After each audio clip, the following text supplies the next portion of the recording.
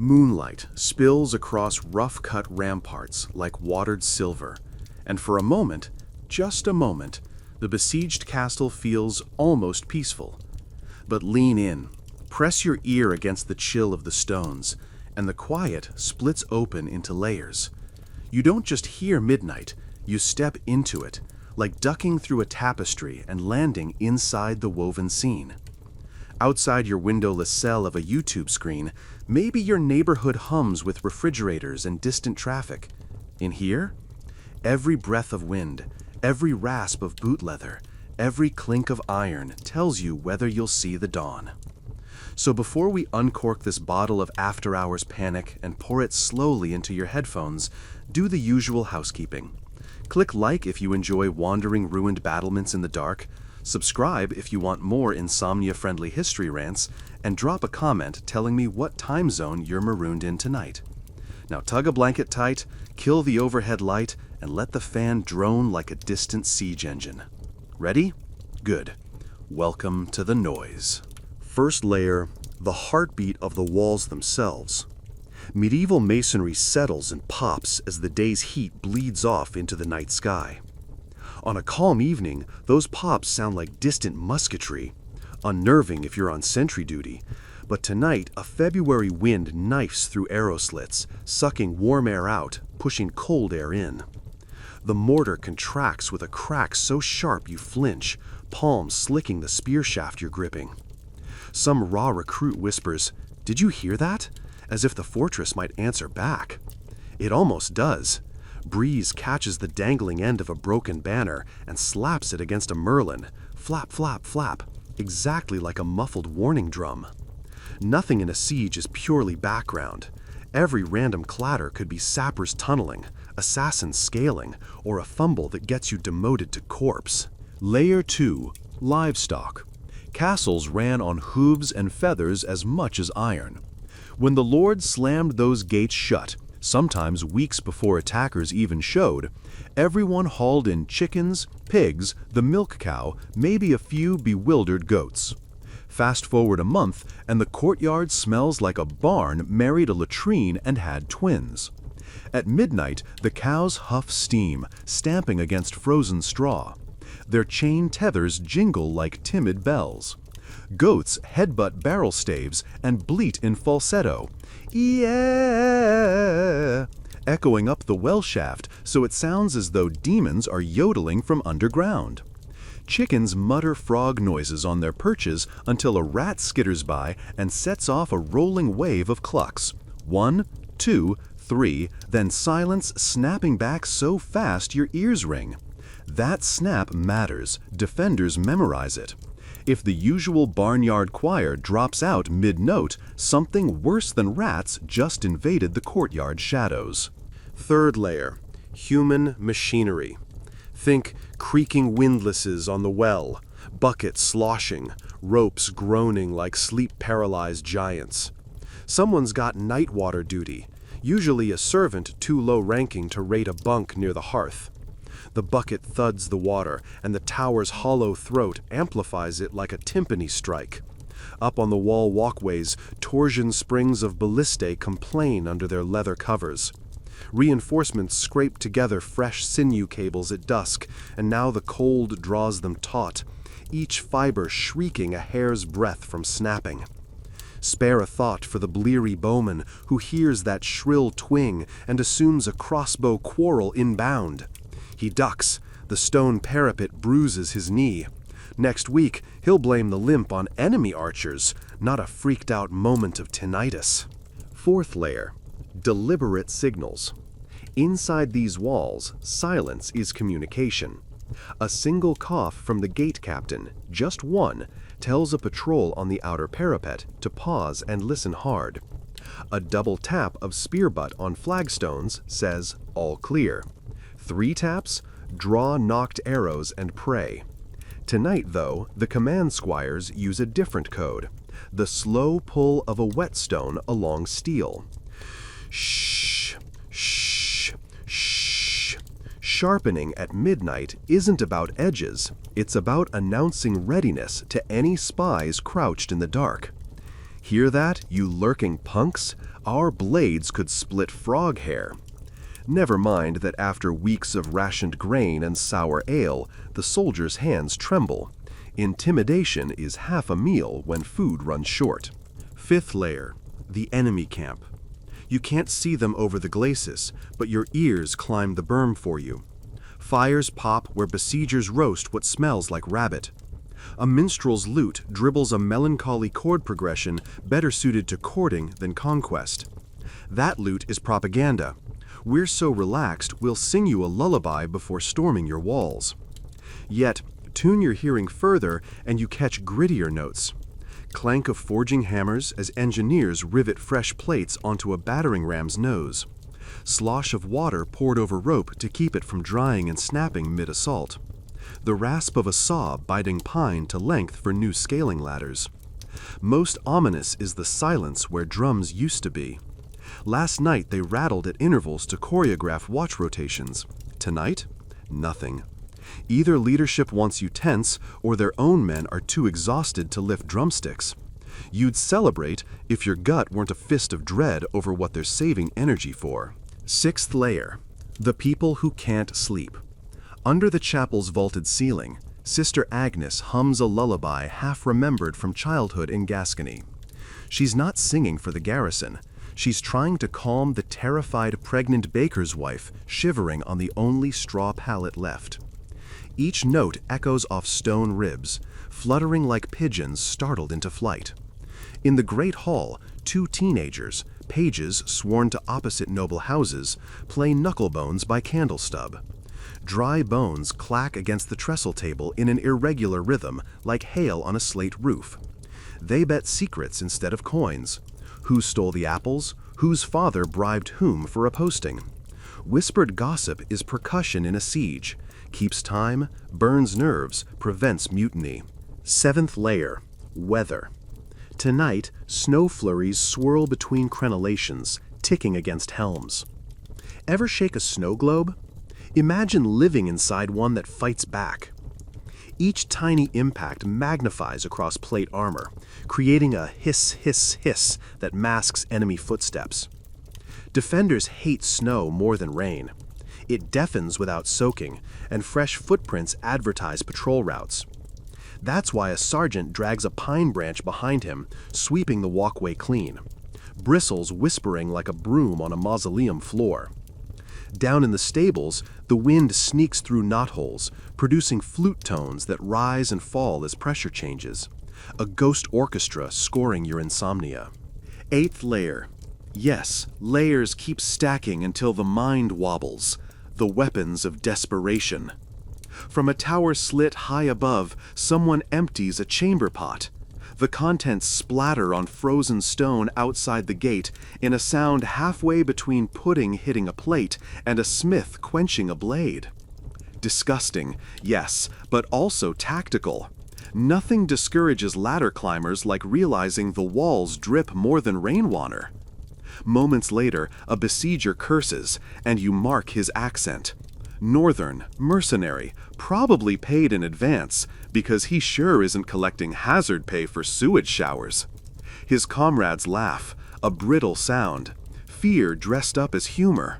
You store that laugh in memory's quiver. Tomorrow, you'll mimic it from the shadows and spook them into firing arrows at empty air. Ninth layer, your own body.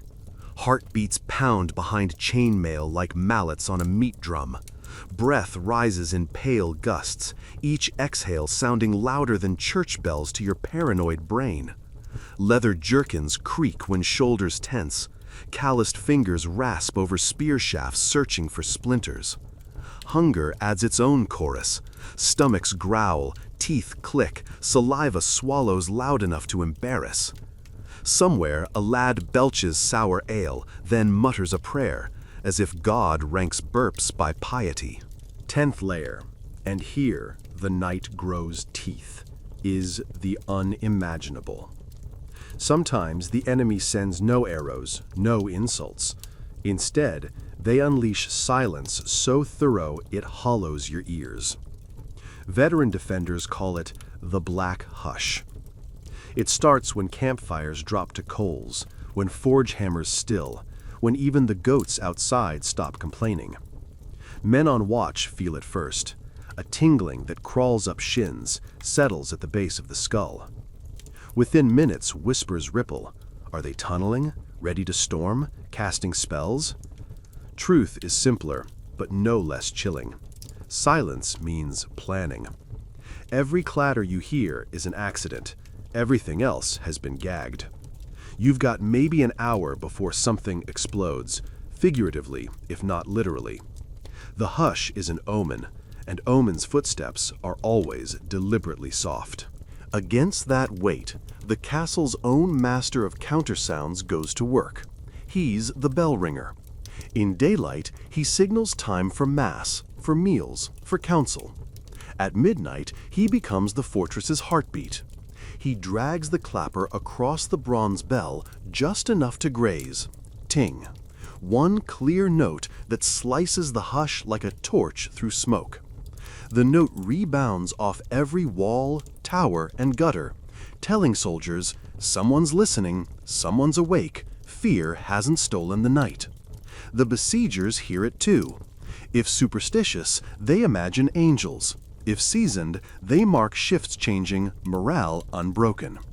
Either way, the single chime rewrites the soundscape, replacing unknown with known, chaos with coordinates. The bell fades. Snow keeps ticking. Livestock keeps shifting. Somewhere deep in the keep, a baby wails. First cry in 3 hours. The mother shushes, a hushed metronome that dovetails with whetstone strokes, with the wind in arrow slits, with the goats' tired yawns. You realize the castle at midnight isn't a cacophony, it's a symphony in a minor key. Every performer, willing or not, follows survival's sheet music. Some instruments clang, some whimper, some merely breathe. Conductors are hunger, fear, duty. And you? You're in the cheap seats and on stage at once. You imagine adjusting your phantom cloak, shrinking deeper under blankets, but your mind's feet are planted on that frost-dusted parapet. You can almost smell the pine tar torches, almost taste stale rye bread stuck in your molars. The sounds slide under your eyelids like crusader coffins lowered on ropes. Slow, echoing, final. Good. That's the goal. If the lull of medieval insomnia pulls you toward real-world dreams, surrender. We'll keep watch until you're gone. Snowflakes chase one another through torchlight like tiny sparks in reverse, fluttering down into the outer ward where a line of men kneel with their ears pressed to the ground. Boots off, toes numbing against frozen mud, they resemble pilgrims rather than soldiers, heads bowed, hands cupped around raw soil.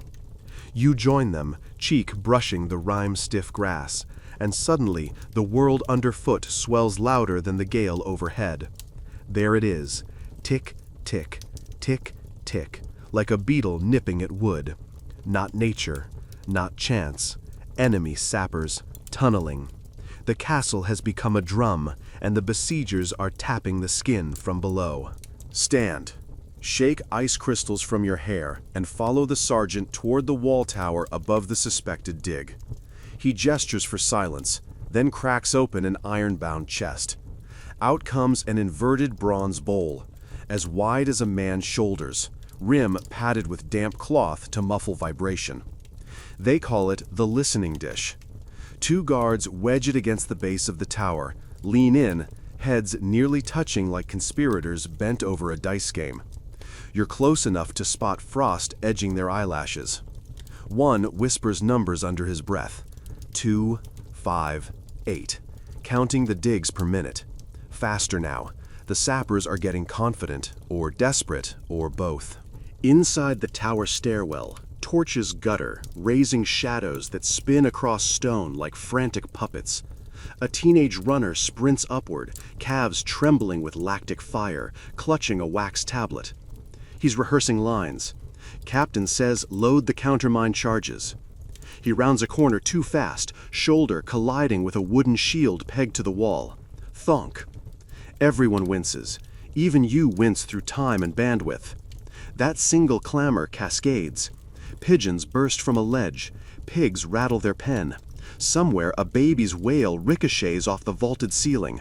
Above all that, the runner's own gasp, first shock, then dread. Because noise in a siege is currency, and he's just emptied a purse onto the floor. Down in the catacomb-cool belly of the keep, the counterminers prepare their reply. No gleaming armor here, just linen tunics drenched in sweat and lamp oil. They look like they crawled from the grave they're about to carve for the enemy.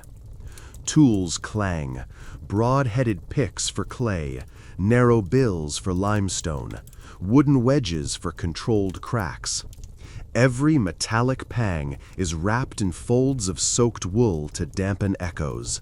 They are building a tunnel toward the attacker's tunnel, planning to ignite pitch barrels beneath it and collapse everything in a single sulphurous roar. In the lantern glow, you read their faces, terror braided with grim excitement. War underground is blind man's chess, played by sound alone. You trail a squad through a doorway so low even the shortest stoops. Instantly, lungs tighten. The air tastes of iron filings and damp parchment.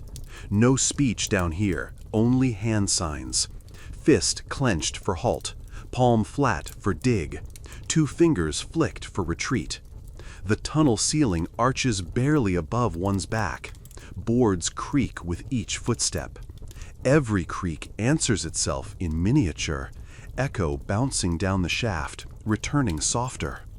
It's a Morse code of compression and release, the wood saying, I hold, I might not hold.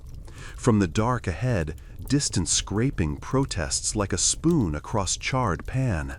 Enemy pickheads again. The miners freeze. Torches extinguish with pinched wicks. Listen. There, a muffled cough. Someone on the other side forgot the first rule. The squad leader grins wolfishly, extracts a small hourglass, flips it. Sand hisses. Time to finish tamping powder kegs before that stranger remembers discipline. Back topside. The courtyard has become a clock shop. Clatters, clicks, pendulum swings masquerading as mundane chores. But every sound is curated. The blacksmith's hammer now falls in odd number sequences to disguise the banging of lumber used to buttress the tunnel ceiling. A laundress flaps sheets on a line, her rhythm signaling troop movements to spies peering over the palisade. Even the chapel bell rings an invented hour, tricking the besiegers' own timekeepers so their next coordinated volley will loose early, arrows hissing into empty crenellations. Warfare by audio hallucination. Night deepens. Stars frost the sky. A drummer on the enemy side thuds a heartbeat tempo. Boom, boom, boom, boom.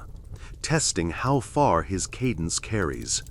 On your wall walk, veteran archers answer by plucking bowstrings without arrows, a dry twang that says, "We know the range." Minutes later, a single arrow arcs from the darkness, clacking off stone yards away. Warning shot? Probe? Either way, cordite tang, fresh bowstring wax, sniffs sharp in the air. Inside the great hall, a different orchestra tunes up. Mess stewards ladle thin barley soup into finger-scarred wooden bowls, the ladles scraping cauldron bottoms like oars through gravelly shallows. Soldiers slump onto benches, elbows knocking mug handles. The slurp-gulp chorus begins. Gross if you're awake, lullaby if exhaustion eclipses appetite. A hound under the table grumbles, gnawing a bone until splinters crack between teeth. Bone snap echoes remind every man he too could fracture before morning. Nearby, the Lord's clerk records ration levels, his quill squeaking across parchment. Even writing has volume in a siege. Crack. A thunderclap? No, just the gatehouse's inner door slammed by a guardsman who misjudged the wind. Except wind doesn't produce that metallic afterring. Everyone stiffens. The steward pauses mid-ladle, droplets plunk back into the broth. Silence radiates. Then, a distinctive chain rattle overhead, the portcullis winch engaging. Gatehouse crew confirm, no order to cycle. Heartbeats sprint. Within 20 seconds, soldiers are sprinting too, boots drumming the flagged floor in asynchronous panic. The chain stops. Another clang, shouts, crossbows cock. But the portcullis remains down. False alarm. An icicle broke from the mechanism, jammed a cog, and the chain slipped a tooth. That slip, though, will fuel nightmares for weeks. To bleed off adrenaline, the captain orders a noise sweep. Pairs of troopers pace the outer wall with pots of gravel. Every dozen steps, they scatter stones over the edge. Pebbles tinkle down the curtain wall, bouncing off ladders if any lean in shadow. Most stones skitter freely, but one collision rings wood. Crossbow bolts follow, slicing air with angry sewing machine whirs. A strangled cry answers. Torchlight flashes as besiegers scramble. Ladder hits earth with a wooden sigh. Tonight, sound didn't just warn, it killed. Back in the countermine, fuses hiss like angry snakes. Miners scramble out, boots slipping on damp clay. They reach the shaft mouth, slam a plank door, and brace it with a beam. Up in the tower above, officers press palms on the stone floor, waiting. You press yours too, because why not commit to this hallucination? Vibration arrives first, a cat stalking on velvet paws. Then a gut-level whump knocks dust from rafters. Stones tremble. Above, on the wall, watchers see soil belch upward in the no-man's land like a whale exhaling silt. A dull roar lumbers skyward before settling into an after-rumble that massages eardrums in slow tidal rolls. Silence returns, but not the black hush of plotting. This is stunned, shell-shocked quiet. Moans leak from the crater. The defenders know better than to cheer. 2 more tunnels may snake underfoot. Instead, they resume the metronome of readiness. Sharpening, ladling, pacing. A healer counts bandages with a soft slap-slap of linen stacks. A scribe recites casualty estimates in a monotone, like listing deaths. Prayer beads click through a priest's fingers, wood on wood, the sound of bargaining with heaven. Near the well, a trumpeter selects a note, low and mellow. He blows a signal that floats over ramparts like foghorn melancholy. It's not a challenge, it's an acknowledgement to the enemy. We heard the earth swallow your brothers. The response from the dark is swift. A chorus of shouted curses, then drums in triple-time fury. Siege engines groan awake, wheels crunching crusted snow. Lanterns bob below as crews maneuver rams within striking distance. The trumpeter pockets his instrument. His job done, he swaps to a spear. Inside the killing floors of the gatehouse, defenders yank chains controlling murder holes. Hinged stone slabs screech. Barrels of pitch roll into position, sloshing viscous dread. Archers line up along arrow loops, each knocking shafts fletched with scavenged goose feathers. You feel tension coil, a chambered spring, waiting for dawn's first gray smear before the assault erupts. But we're not there yet. Midnight Sequel, the thin hours before sunrise, is still rich with unseen noise. Somewhere, a noblewoman dips a quill to scribble farewells should the walls fail. Her sob chokes halfway out, swallowed because despair wastes oxygen. In the kitchen, embers snap as the cook buries potatoes under ash for tomorrow's meager breakfast. The pop-pop echoes into hallways smelling of wet wool and candle drippings. Meanwhile, under a stair, two lovers, an archer and the stable boy, steal a kiss more audible than they think. The soft smack amplified in stone corridors, a human exclamation mark in an essay about mortality. You wonder how people slept here in peacetime. Did these walls ever go completely quiet? Probably not. Even in peace, a castle is a vertical village. Smithies clanging, dogs barking, children rehearsing mischief. War just rearranges the playlist, nudging volume knobs until survival depends on remembering which squeak belongs to a wagon wheel and which warns of sabotage.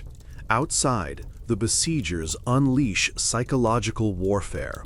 A lonely flute plays a lullaby, off-key, haunting. Legend says such tunes lure sentries into daydreams where home fires still burn. Tonight, it lures only dread.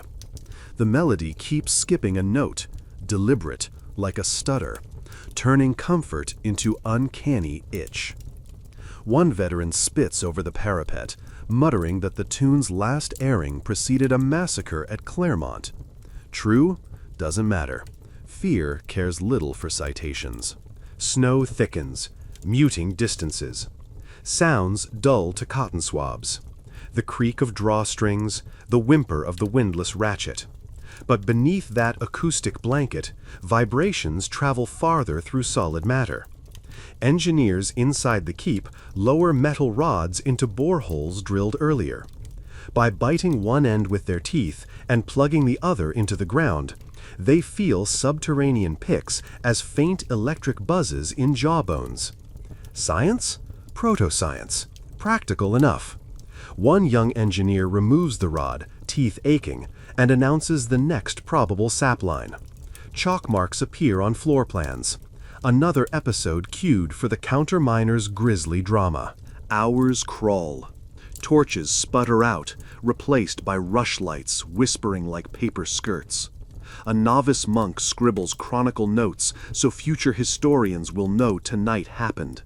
His quill squeaks, ink thins, nib scratches louder. Across the page, he personifies sounds. The wind preached penitence. The stones groaned supplication. The enemy camp muttered blasphemy. He's writing music notation for terror. He'll leave blanks for passages he can't describe. The silence when an expectant mother stops feeling her baby kick. The soft thud of a dead lookout toppled into snow to avoid morale damage. Some sounds are beyond ink. Frost halos every torch as the night tilts towards its weakest hour. The long exhale just before dawn, when even fear begins to doze. That's when the besiegers choose to strike. You feel it first as a tremor in the murk, an almost sound. The way a kettle lid rattles just before the water boils. Somewhere beyond the moat, oxen grunt, leather harnesses creak, and wheels lurch in sticky snow. Then, a single horn, low, bull-throated, rips the hush in half. The note climbs, billowing across the killing ground like a rug yanked off nightmares. On the ramparts, every sentry jolts upright. You snap awake too, blankets forgotten, pulse matching the horn's slow, threatening tempo. Instantly, the fortress becomes a music box of alarms. Bronze bells peal from chapel spires, each clash a sheet metal thunderclap. Gatehouse chains clatter as crews double lock the lowering bar, links shrieking in cold metal agony. A drummer on the wall tower hammers a triplet tattoo, doom, doom, da, doom, doom, da, alert pattern for mass approach. The rhythm ricochets off stone, echoing like heartbeat inside an iron helm. Below, stable boys whip hay from frightened horses' stalls so beasts won't ignite if flaming arrows rain down. Hooves stamp, iron shoes clack on cobbles, another layer in the swelling cacophony. Peer over the crenellations, and you see shapes emerging from the snow fog, each lit by wavering torch flare. First, the siege tower, a looming wooden monolith swaddled in wet hides that glisten like fresh sealskin. Its wheels, massive cross-sections of felled oak, grind ice into slush with a groan that feels seismic. Behind it trots a human wall of infantry, carrying matlets, portable shields large enough to roof a cottage door, thumping against knees in a rhythmic percussion. Farther back, a turtle shell phalanx of raised pavis inches forward, their tops bristling with pikes pointed skyward in case of dropped rocks. Your castle answers in symphony. Archers snap bowstrings, twip, twip, twip, loosing test arrows to gauge headwind. Crossbowmen crank windlasses, bolts clicking teeth against metal stirrups. In the courtyard, garrison cooks spill cauldrons of leftover soup onto the frosted flagstones. The instant sheet of ice is a last-ditch slip trap for any enemy who breaches inside. Even the livestock add to the overture. Goats bleat an off-key alarm, and pigs squeal, sensing chaos like barometers of blood. A horn from the enemy side rises in pitch, morphing into a shriek. That's the signal for sappers who spent weeks worming beneath the outer curtain wall. Somewhere under your boots, sealed charges of animal fat and charcoal now await a spark. The defender's engineer, thin as a drawn bow, eyes sleepless sapphires, orders everyone on the east parapet to crouch. You obey. A heartbeat later, the ground leaps. Boom! Shockwave thunders up the wall, rattling teeth. A plume of dirt and shattered masonry geysers skyward just beyond the moat. The sabotage tunnel missed its mark by 6 yards. Miracle or miscalculation, but the concussion alone flings snow in blinding sheets. Your ears ring like twin anvils. Dust barely settles before the siege tower lumbers closer, now shielded by a hailstorm of arrows from enemy archers perched on its top deck. Arrows hiss overhead, wood-feathered darts whispering death. One shaft splinters against stone inches from your cheek, showering splinters that sting like hornets. Another finds flesh. A young longbowman beside you jerks backward, shaft lodged in mail. He collapses quietly, expression more annoyed than afraid, as if ambushed by an unexpected chore. 2 stretcher-bearers scurry, boots slapping puddles, each slap a metronome marking dwindling mercy. The defenders unleash retaliation. Cauldrons of pitch tilt, gunky black torrents cascade down murder holes, sizzle on chilled air, and splash onto the siege tower's wet hides. The hides smolder but refuse to ignite, too saturated. Plan B. Catapults stationed inside the courtyard elevate their spoon arms over the battlements. With a twanging roar, they fling clay pots filled with quicklime. The jars explode on impact, coughing caustic powder that drifts like malicious snow into attackers' uncovered eyes. Screams cut through the din, high, ragged, wet. Some sounds are universal. Pain's falsetto needs no translation. But the tower keeps coming. Chains clink as besiegers drop its drawbridge across the moat, a crude girder of logs hastily plated with scavenged barn doors. It slams onto the frozen water, cracking but not breaking through. Weight distributes, wheels roll. 20 yards, 15. The parapet groans under defenders clustering for the confrontation. Captain of the guard, cape snapping like a black flag, raises his sword, tip catching dawn's first gray smear. He shouts a command, drowned by roar. Yet every soldier hears. Bodies lean forward, arrows knock, hearts gear like clock springs ready to unwind. Below, Enemy assault crews spool thick ropes around iron grapnels and whirl them overhead. Whir, clack, grapnel hooks bite stone.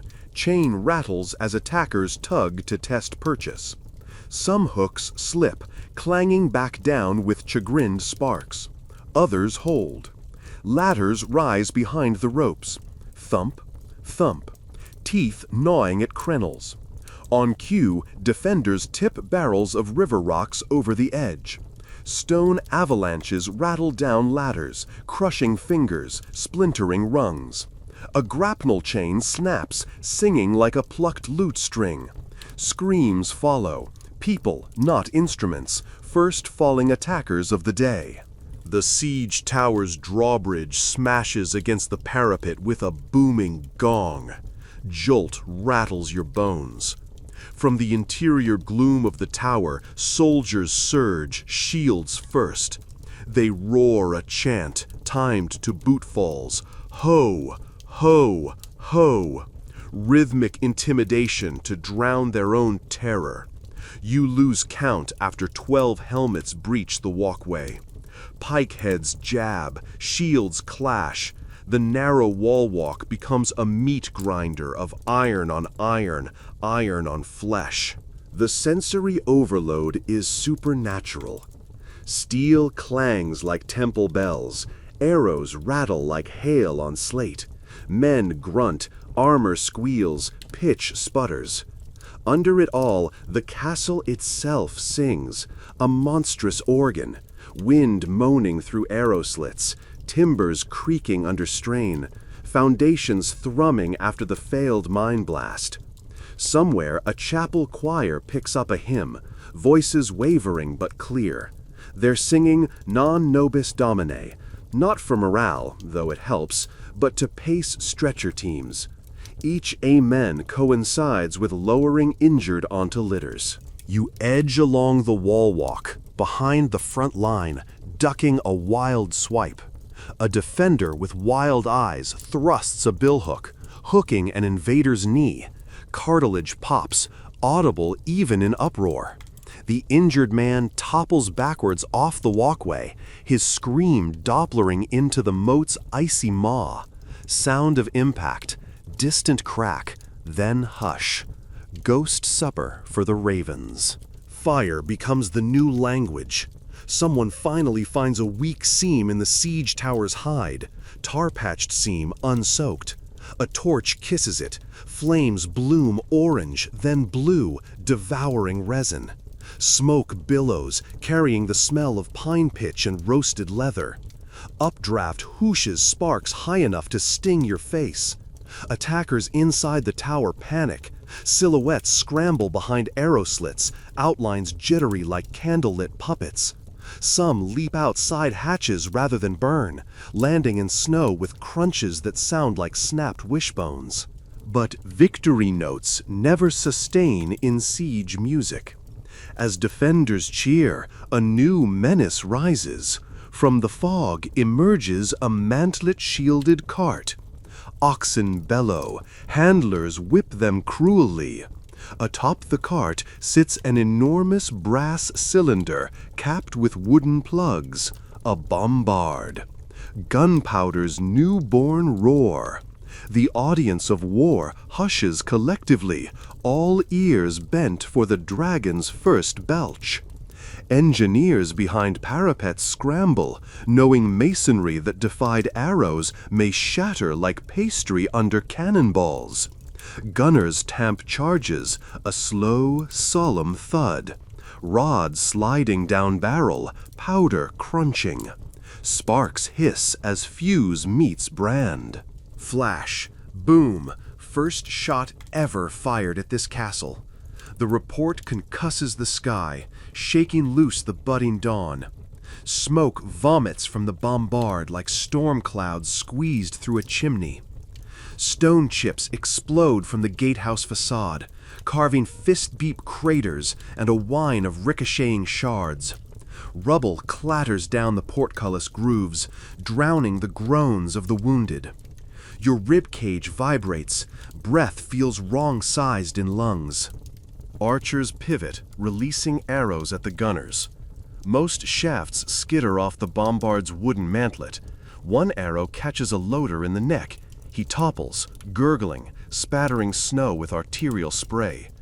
His comrade shoves the corpse aside, practical, not cruel, and rams another iron ball home. The second shot aims lower. Boom! Gatehouse doors splinter inward, a yawn in oak. Hinges squeal. Defender carpenters rush forward, hammering iron patches between salvos. Their mallets deliver frantic staccato, thip, thip, thip, nailing hope to wreckage. Meanwhile, deeper in the courtyard, the chaos composes new movements. Chickens, freed when a stray arrow shattered their coop, flutter like living confetti, squawking soprano accents. A runaway cart of firewood overturns, logs roll, knocking a cook senseless. Her pot of gruel upends, liquid sizzling on embers, releasing a hiss reminiscent of snake pits in old legends. Even terror pauses to sniff. Oats, marrow, singed pine, a breakfast of survival. Atop the keep, the Lord appears, cloak flailing like storm canvas. He raises a polished horn and blows 3 shrill pulses. Answering horns in inner yards signal retreat from outer wall to secondary battlements. You duck through a postern, boots thudding down spiral stairs, slippery with frost and blood spray. Each footfall echoes, merging with 1,000 others. Stairwell becomes throat of a living beast, exhaling sweat, panic, determination. In the inner ward, defenders reorganize. Pike blocks tighten ranks. Archers climb to new loops. Cooks swap ladles for daggers. Stable hands grip cudgels made from broken fence posts.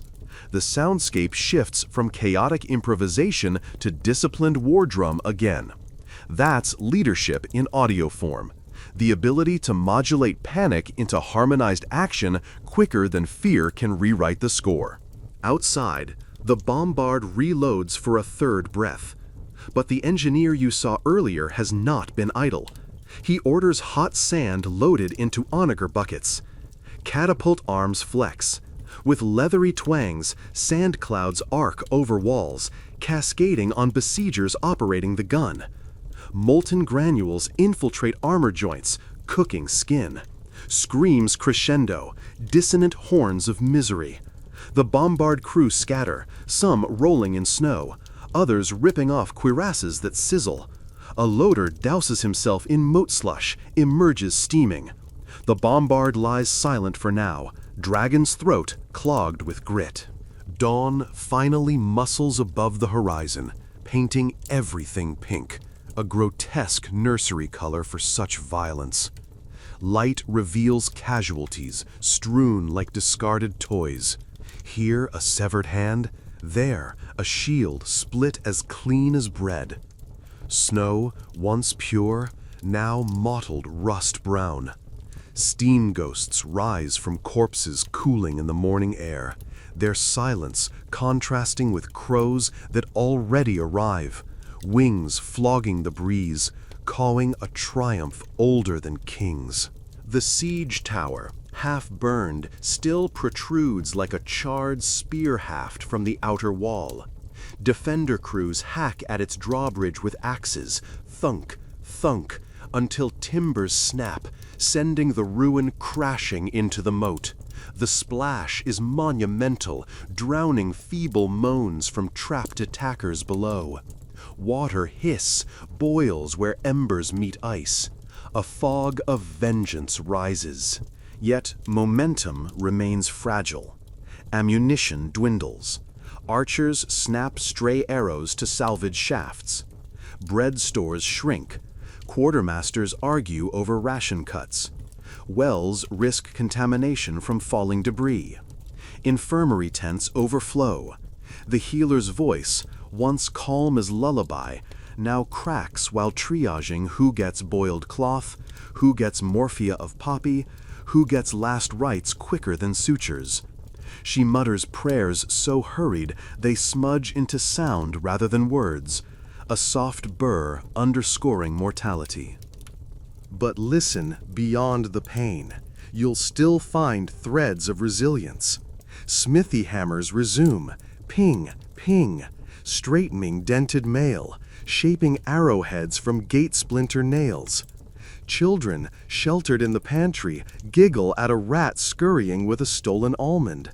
Laughter, light and tinkling, drifts through arrow loops, confusing besiegers who expected only sobs. Hope knows the acoustics of defiance. The morning sun climbs, illuminating the battlefield's stereo tableau. Enemy horns call retreat, 3 descending notes, mournful as church bells at dusk. Attackers drag wounded comrades away. Armor clanks, sleds grind. From your vantage, you hear their footfalls slow, then vanish into snowy distance. In their wake, wind, occasional crack of settling timber, and the drip, drip of thawing icicles dyed crimson by splashback. Inside the walls, cheering erupts, not raucous, but weary, ragged, heartfelt. It surges like surf, then ebbs into sighs.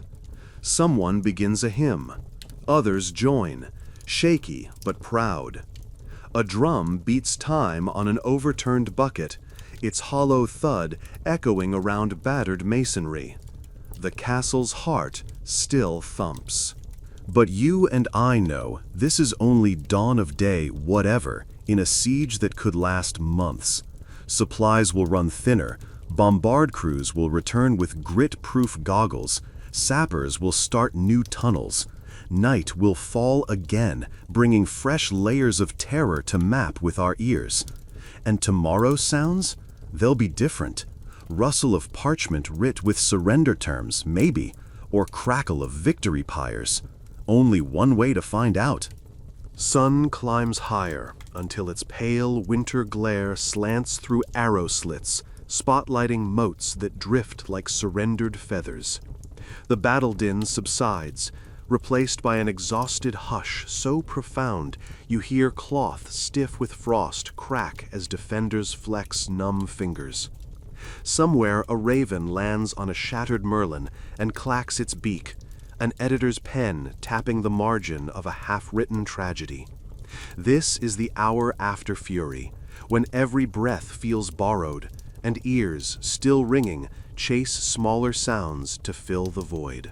On the rampart, you're standing ankle-deep in rubble dust, boots tingling from the chill, when a distant bell begins a slow toll.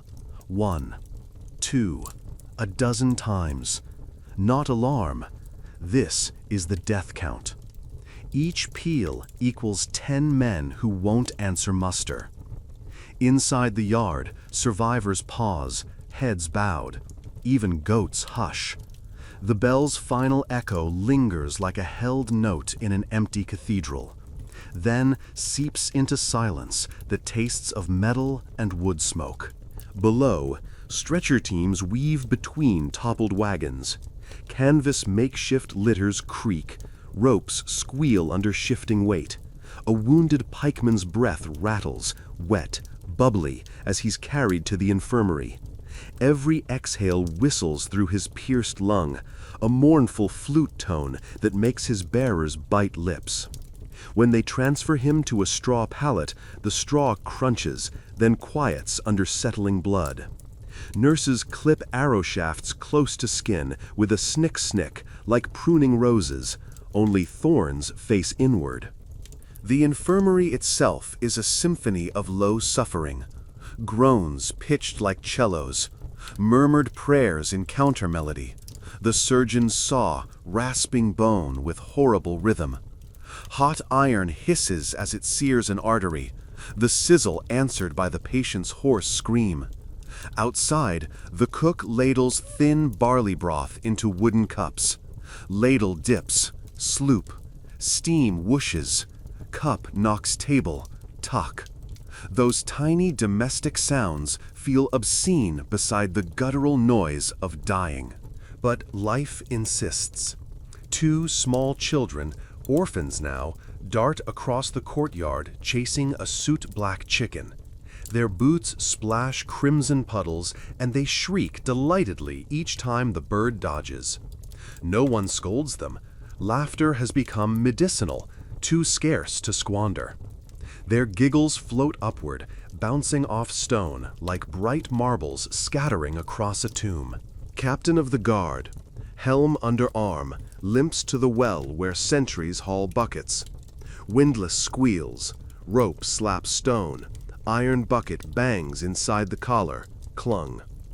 He cups water, swills, spits red-tinged saliva. Turning to you, he mutters, "Listen." You strain. Somewhere outside the walls, a flute still plays the enemy's lullaby from the night before. Same tune, slower. A dirge now. Captain nods. They mourn too. Means they're licking wounds, not mounting. His voice is hoarse gravel. He trudges away, mail links tinkling a funeral waltz.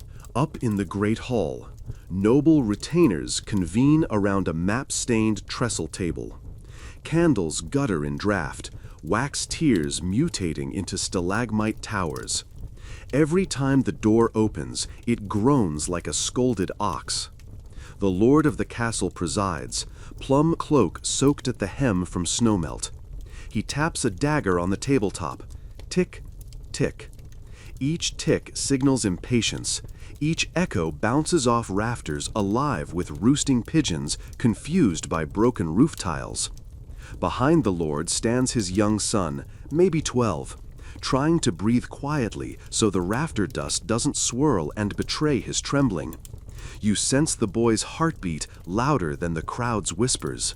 A scout enters, cloth muff over spurs to keep metal from jingling. His report lands in curt syllables. Enemy lost 300. Tower crippled. Bombard out of action until they clear sand. Yet grain stores inside the castle will dwindle in 9 days. Water safe for now. Morale shaken but holding.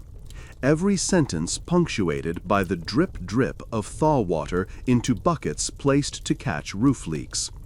After the scout finishes, the dripping seems louder, as though roof and report collude to remind the council time is melting. Whispers swell. Parley?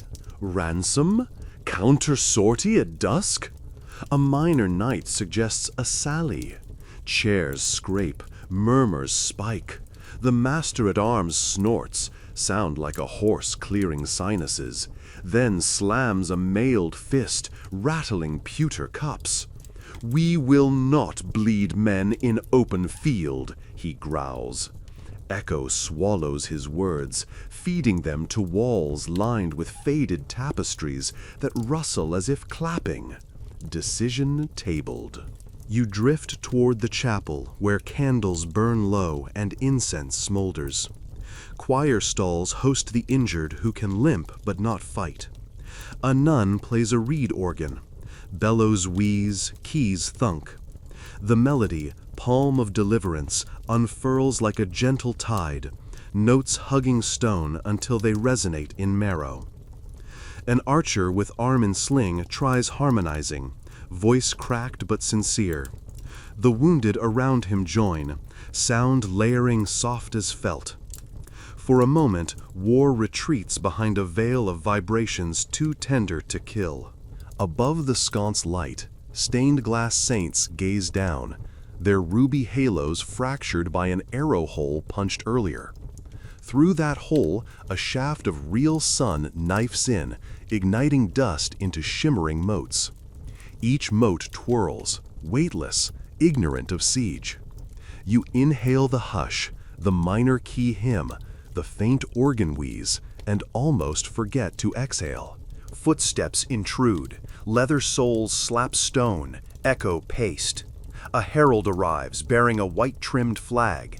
Enemy seeks truce, hour to retrieve dead. Murmurs ripple. Bell ringer outside rings 2 measured clangs, council summons. Inside hall, kettle drums of debate resume. Meanwhile, you tag along with the retrieval negotiation party heading to the Barbican. Gate chains clank. The portcullis ratchets up with grinding protest. Bridge plank thuds into place. Defenders raise shields but hold fire. Across the churned snow, enemy envoys emerge. 2 captains, a priest draped in soot-stained white, and a drummer tapping half-beats, tap, tap, tap, tap, an old code for cease hostilities. Silence heavy enough to bend snowflakes downward. As bodies are exchanged, you watch each side choreograph sorrow. Enemy stretcher-bearers hum a lament, foreign tongue, but grief is legible. They lift a fallen bannerman, his standard still clutched. Fabric flutters forlorn. A defender spots a friend among the corpses. His gasp spirals into a sob that deflates his posture. His breastplate seems to shrink as though echoing heartbreak. Snow absorbs tears, crystals melting around each drop. Trade finished. Priests on both sides lift voices in Latin litany. Words drift across moat, overlap in odd harmonies. 2 choirs singing same text, half a beat offset. The effect is eerie, like a round sung by ghosts. And perhaps the dead do join for a verse. The air feels electric with things unsaid. Back inside, the lull births clandestine plotting. In a back storeroom that once housed spare crossbow strings, 3 conspirators huddle. You press imaginary ear to the knothole plank. Whispered sibilants leak. If we open Sallygate at moonrise, reward, hostage exchange. One voice trembles. Gold jingles softly. A coin purse heavy enough to jingle in this economy means betrayal. The sound crawls your spine. Elsewhere, the quartermaster stacks dwindling grain sacks. Cloth rasps, skr, skr, as he drags them into numeric formation. He mutters sums. 7 days if ration halved, 5 if wounded count spikes. Chalk scrapes slate, a squeal worse than any scream. He flinches at his own math. Twilight steals afternoon's pallid sun. Torches spark alive, fsh, filling spaces between shadows like stitched flame patches on a black cloak. In the smithy, anvil rings resume, ping-pang, ping-pang. The blacksmith reshoeing horses sets a bar of iron to the horn of his anvil, beats it into fresh strap hinges for the half-destroyed gate. Each strike releases sparks that hiss in snow, tiny star births dying at your feet. Inside barracks, soldiers mend gear.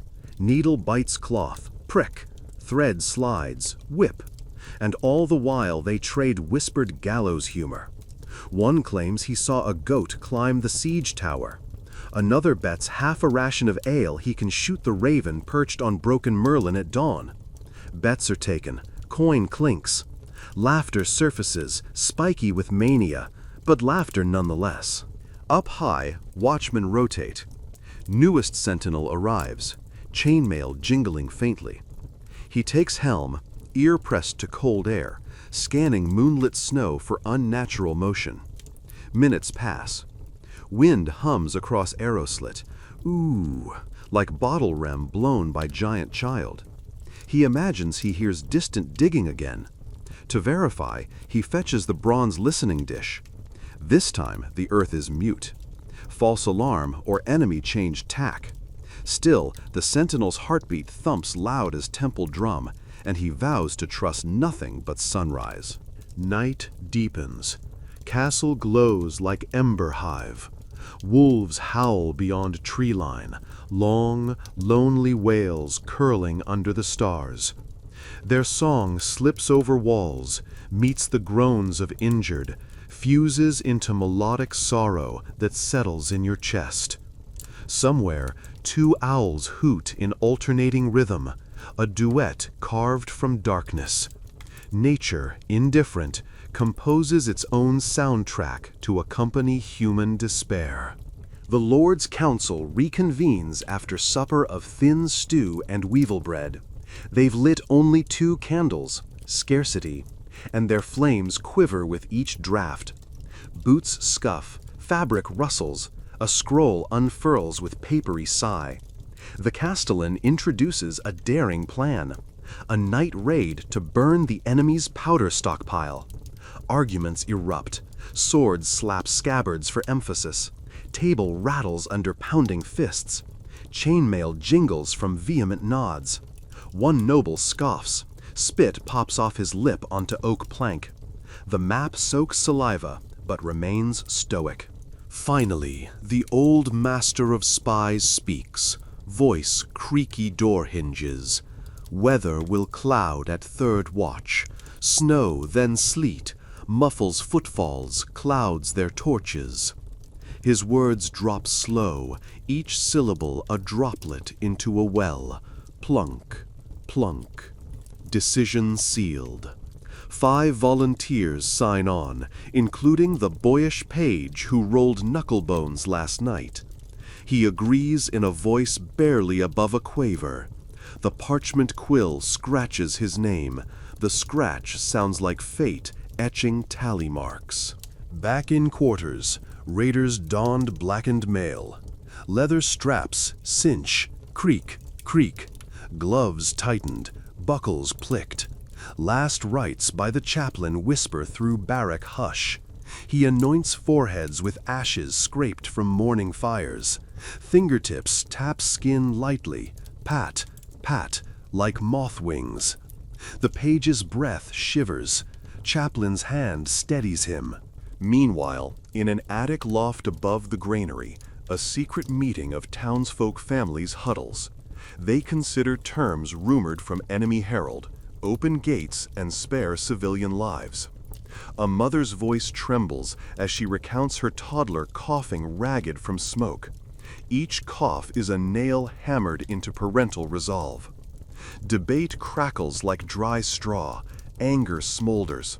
But when the word treachery surfaces, a baby whimpers, and the group disperses like leaves, quiet, unresolved. Midnight nears. Wind increases, brushing loose shutterboards. Clack, clack. Snow begins its stealthy descent, flakes thunking armor with faint papery kisses. Torches sputter under moisture, hiss. You move with raiders through Sally Tunnel, boots whispering on damp earth. Torchless, guided by memory, and a single shuttered lantern flicking soft as heartbeat. Each step squeezed by tension. You hear uniform breathing, short, shallow, echoing off narrow soot-stained walls. Sally door creaks open. Hinges pre-oiled still protest, a groan you feel in molars. Outside, snow blankets ground, muffles whirled to cloying silence. Raiders drift like wraiths between drifts. Ahead, enemy camp faintly visible. Lanterns glow amber. Canvas tents sag under flakes. Distant laughter flickers, then dies. Closer, ammunition cart sits near bombard. Tar-covered barrels glint dull. One raider unslings clay grenade, fuse stub protruding. Flint striker clicks. Tchk! Tiny spark dies. Second attempt. Spark catches. Fuse hisses. A snake exhaling. Time shrinks. Raiders skid barrels under cart. Light fuses retreat. You feel heart sprint. Thud, thud. Snow crunch muted. Boom! Explosion blossoms orange, then white. Shockwave slams your chest. Heat kisses exposed skin. Snow flashes to steam. Second barrel ignites. Chain reaction. Enemy camp erupts in chaos. Shouts overlap. Steel rings. Horses scream high trumpet. Raiders dash. Crunch, crunch. Arrows whistle from half-awake archers. One raider staggers, arrowhead sprouting from thigh. He bites tongue, muffling scream. Blood steams in snow, dark petals opening. Inside castle, sentries hear thunder and cheer, a rolling wave of jubilation that rattles helmets on racks. Bells peal again, not mourning, but triumph, clangs bright and reckless. But commander signals hush. Enemy may strike back blind with fury. Discipline tightens like bowstring. Raiders re-enter Sally Tunnel. Gate slams. Bolt drops with decisive thunk. Inside, breath hitches into relieved laughter, half sob. Medic guides wounded to infirmary, boots leaving dotted path. Smell of burnt powder clings to cloaks, acidic, electrifying. Victory's odor. Enemy camp, meanwhile, drowns in screams, execution for negligence sure to follow. You imagine their officers barking orders, gruff, clipped, punctuated by crackling flames. Wind carries faint keening, metal shriek as collapsed bombard frame warps in heat. Even predators fall silent. Wolves, startled, retreat deeper into tree line. Within walls, morale surges. Cooks open a hidden keg of ale saved for equinox. Cork pops. Thruff gurgles into mugs, foam fizzing. Soldiers toast softly to preserve stealth. Sip, glug, sigh. One strums a lute salvaged from chapel choir, plucking fragile chords. Tune waltzes through courtyard, weaving round torches now burning brighter. Yet, above the tentative celebrations, you detect odd echoes near East Tower. Footsteps, wrong rhythm. Two figures lurk. Conspirators from earlier meeting. Their hushed argument. Tonight while they're drunk. A latch clicks. A metal tongue sliding through wooden lip. Gatehouse side door. Treachery in motion. Before you can shout, if you were corporeal, a patrol passes. Conspirators melt into shadow. Patrol's torch sputters, unaware. Back in council chamber, Lord drafts envoy letter. Propose prisoner exchange. Parley at noon. Quill scratches parchment. Skr skr. Wax seal melts with soft plop onto ribbon. Herald briefs to ride under flag of truce at first light. Outside, dawn timidly grays horizon again. Another cycle begins. Mist coils off the moat as the first sunbeam slips between bruised clouds, gilding shattered battlements and making every shard of ice wink like a dagger laid out for appraisal. Roosters, oblivious to siege etiquette, crow from the stables, their ragged fanfare mingling with the distant cuff-cough of enemy campfires rekindled after the night's inferno. Above the portcullis, a slate-colored raven preens blood-flecked feathers and croaks, the single harsh note echoing across frost-whitened ground, as though announcing that diplomacy, like carrion, is best approached cautiously. Inside the barbican, you stand among a half-circle of guards, shifting weight from boot to boot, chainmail chiming its tired morning hymn. The truce envoy, a lanky herald in once white tabard, now smeared with soot, waits for the signal to advance. He grips a lacquered staff capped with a bleached deer skull, jaw wired shut to prevent macabre chatter. When the portcullis ratchets up, every tooth on its ironed comb screeches, metal shrinking from the cold. The winch handle clicks 13 times before the gate locks at full height. Superstition demands an odd count, so luck can't be split evenly between sides. The drawbridge slams down and sighs under sudden weight. Outside, powdered snow has drifted into rippled dunes marked by last night's frantic footprints. Across the no-man's land stand the opposing envoys. A broad-shouldered commander with a silver wolf pelt slung over plate armor. Beside him, a cleric whose ivory surplice looks freshly laundered despite the carnage. Between them droops a single musician. Flutist? No, the same drummer who told half beats for ceasefire now cradles his instrument like an injured pet. Head bandaged, tempo dormant. Your herald steps forward, boots crunching in a silence so taut you hear parchment rustling inside his sleeve. Halfway across, he plants the skull staff and speaks the ritual greeting. I come under sun, under snow, under oath. Breath plumes like ghost ink curling off every syllable. The wolf-cloaked commander answers, We accept parley, so the dead may close their eyes. Even his consonants seem mailed, clattering before they land. Talk begins with inventory of corpses exchanged, a morbid ledger recited in alternating voices. Each name echoes across the frozen ditch and disappears into treeline where owls roosted earlier. You watch the cleric's quill scratch tallies on vellum, skr, skr, pausing twice to dip in ink the color of dried blood. When the last number is sealed with a wax drop the size of a teardrop, they pivot to demands.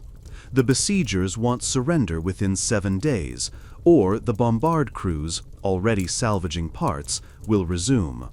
The castle offers safe conduct for civilian evacuation in return for lifting siege for a fortnight. Both sides know the other lies. Both pretend negotiation is fertile soil, though everyone smells the rot beneath.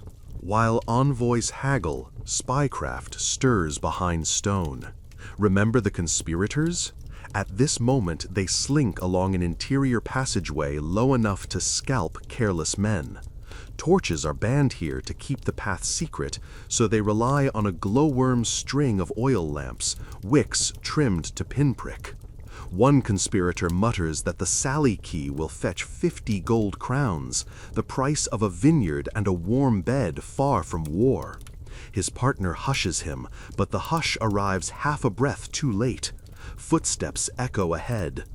A cook's apprentice appears, jug in hand, collecting lamp oil for kitchens. Eyes widen at shadowy figures. Tension snaps like a bowstring. In the snug silence of the corridor, a single gasp sounds explosive. The taller traitor clamps a hand over the boy's mouth, leather on flesh, a soft puff of agony as finger pressure bruises gums.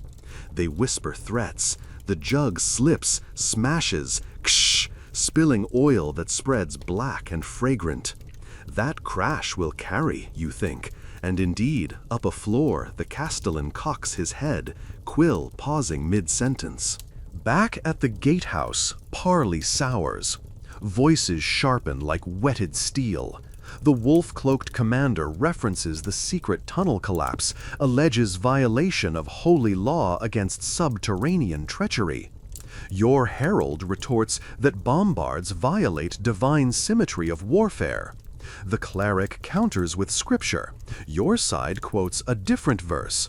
They volley theology until the drummer, perhaps concussed, giggles, a high, brittle sound. Everyone glares. The giggle ricochets off frozen water and dies embarrassed. Envoy session adjourns without accord. Flags lower, parchments exchange, threats pocketed for later. As the opposing party retreats, distant horns bawl from their camp. One short, one long, one short. Code for plan redraft. Your side lowers portcullis. Teeth slam earth with an iron-jawed bite. Chains rattle into rest, echoing down stone corridors until swallowed by ambient hum of waking fortress. Smithy bellows throbbing. Infirmary saw resuming its grisly burr. Chapel bells chiming prime hour. Breakfast ration follows. Barley porridge thinned to memory, flavored with singed rosemary to mask mustiness. The communal spoon song. Clack of wood on bowl, slurp, swallow, sigh, fills the refectory. You sidle near the young page from last night's raid, cheeks smudged with soot, bandage on calf. He recounts fireball brilliance, eyes reflecting still-burning barrels. Older soldiers listen, nodding slowly, but one interrupts. "Glory's priced in coin we ain't minted yet." He taps spoon on dented helm. Tink tink, conversation closed. Sudden commotion yanks attention. A steward bursts in, panting, announcing oil spill near lamp corridor. Guards sprint, boots pound oak planks in staccato barks. You follow down spiral stairs where echoes overlap like flocking birds. Corridor reeks of petroleum and fear. Lamplight reveals oil slick shimmering rainbow. The apprentice kneels, wrists bound with bowstring, tear tracks muddying grime. The senior conspirator lies unconscious, temple bleeding where a guard's mace kissed him. Partner trembles, fingers darting pockets as if hoping guilt slipped out unseen. Captain of the guard interrogates, voice low, steady. A wood rasp testing for splinters. Trespass, theft intent, endangerment of flame near powder kegs. The conscious traitor babbles bargain talk, every sentence punctuated by shackles clinking. Captain spits once, pht, then nods to escorts. They drag prisoners to cellar, where echoing drip of groundwater underscores mortal dread. Apprentice spared, he was hostage. Conspirators condemned to noon hanging. Word travels. By mid-morning, the entire fortress hums with vindictive relief and underlying anxiety. If two sold secrets, how many more eye the same coin? Snow keeps falling, soft, relentless. It pads every sound, turning marching feet into muffled thuds, hammer clang into distant church bells, screams into cotton-swaddled whimpers. Yet inside smithy, noise pierces through. Master blacksmith, arms blackened, wields hammer with fresh fury. Each strike, ting, creates a spike for caltrops.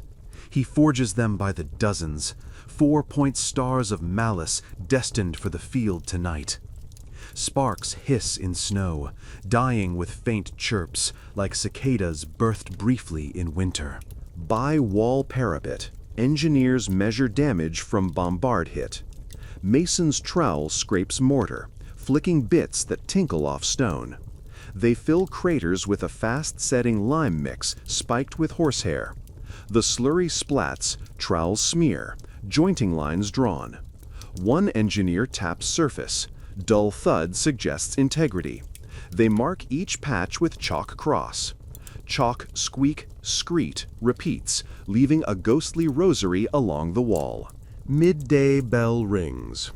2 concentric circles of bronze singing a warm gong, announcing execution hour. Courtyard crowds despite snow. Suffering loves audience. Gallows hastily erected using 2 ballista beams. Rope reeved over a creaking crossbar.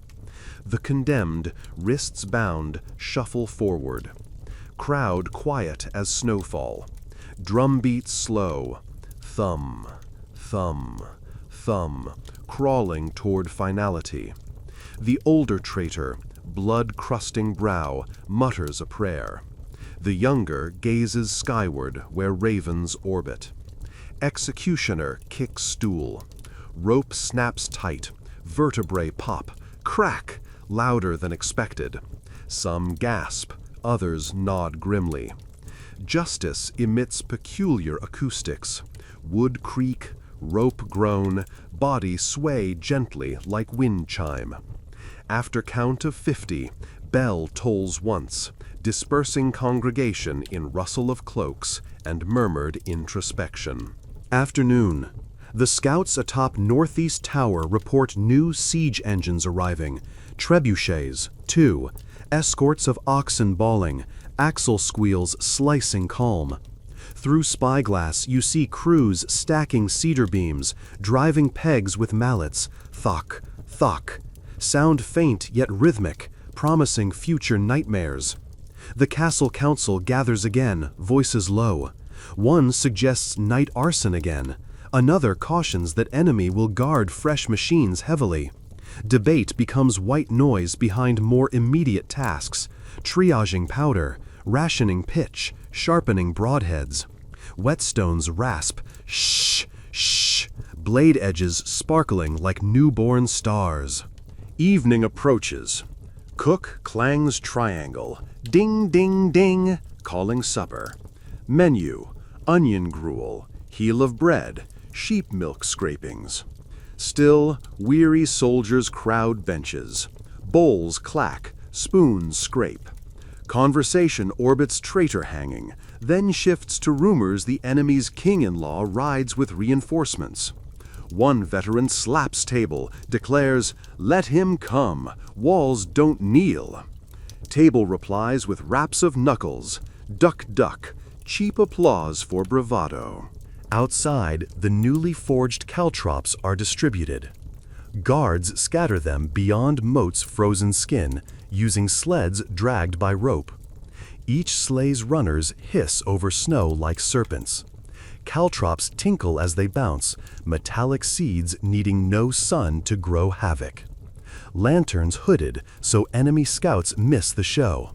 The only witnesses, stars, peer through shredded clouds, blinking approval. In the chapel, vespers begin. Candles flicker. Organ wheezes ancient chords.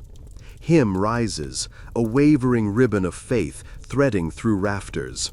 You sense the tune penetrating stone, seeping out arrow loops, drifting across moat to enemy lines, where it might haunt restless sentries. Sound as psychological warfare, the oldest tactic. Nightfall. Torches along walls ignite. Whoosh! Ignition in ripples. Shadows dance macabre. Snowfall slows, flakes fat and lazy. Corpses from morning still lie in moat ice, half buried. Frost has tightened skin like parchment over bone, quieting odor. A patrol with long hooks drags bodies toward ramp to burn piles before disease blooms. Flesh thuds ice, a sickening rubbery slap. Suddenly, alarm whistle, shrill, sustained. Archers jerk heads. Through blizzard gaps, silhouettes appear. A column of prisoners, knights, and townsfolk herded by enemy spearmen carrying torches. They march close enough the defenders recognize familiar faces. Villagers captured during early raids, children included. Enemy commander barks through a horn. Surrender, or these hostages taste the gallows by dawn.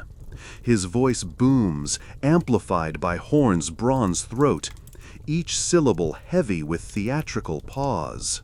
Council scrambles to tower platform. Rage, grief, strategy collide in hushed torrent. Some plead negotiation, others sniff trap. Enemy stakes high, moral collapse inside walls. Meanwhile, hostages shiver in torchlight, bound to wooden frames hammered into snow. Their whimpers drift upward, thin threads that weave into defenders' hearts, tugging hard. Captain orders archers hold fire. They can't risk harm. Hostage frames placed beyond easy rescue range, inside freshly cleared kill zone. Commander's voice returns. We wait 3 hours. A drum sets timer. Boom. Silence. Boom. Pulse of ultimatum. Inside, tension thickens like smoke. Healers volunteer to slip out, cut bonds, but Castellan forbids suicide mission. Smithy stops hammering, even livestock hush.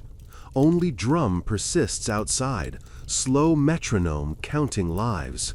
A hush meeting convenes in scriptorium, narrow chamber lined with damp scrolls. Master Spy emerges from gloom, cloak dusted quill down. He reveals map of hidden culvert beneath moat, unused since cistern repairs. If a rescue party belly crawls through frigid water, they could surface near hostages. Risk: sappers likely mined area, plus culvert grate rusted shut. Silence engulfs room, broken by the page. Yes, the same young raider offering to lead.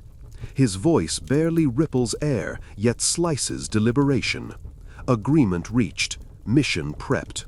While the castle bustle shifts to covert gear, quiet leather, muffled blades, you, ghost spectator, perch near Smithy again. Smith shapes crowbar tip, placing it in brazier. Hiss. Water quench sizzles. Tool destined to pry culvert grate. Each hiss is a breath of hope. Each clink on anvil, a heartbeat of defiance. Snow stops. Clouds part, revealing moon. A coin scarred with ancient battles. Its cold light bathes ramparts where archers crouch, bowstrings taut, eyes tracking hostages. Torches cast hostage shadows, long and jagged, like gallows stretching to horizon. Rescue party enters culvert gatehouse. Hinges whisper complaint. Door shuts behind, sealing them into darkness. Water knee-deep, icy needles. Their breaths hiss between clenched teeth. Crowbar crunches rust, gurk, grate groans, flakes fall like iron snow. Final pop echoes down tunnel, freedom. Outside, enemy begins execution preparations. Ropes looped, stakes hammered. Drum quickens, boom boom, warning half-hour left. Defenders on walls murmur prayers, hands white-knuckled. Bowstrings creak in tension. Culvert group surfaces, dripping behind ridge of snow.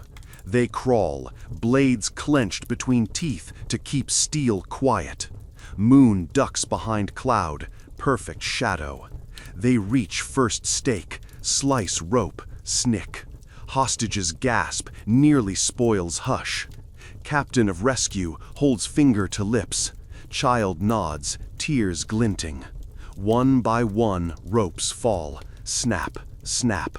Stakes left trembling. Then chance betrays.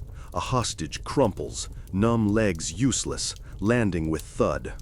Guard whips head, torchlight flares, shout erupts.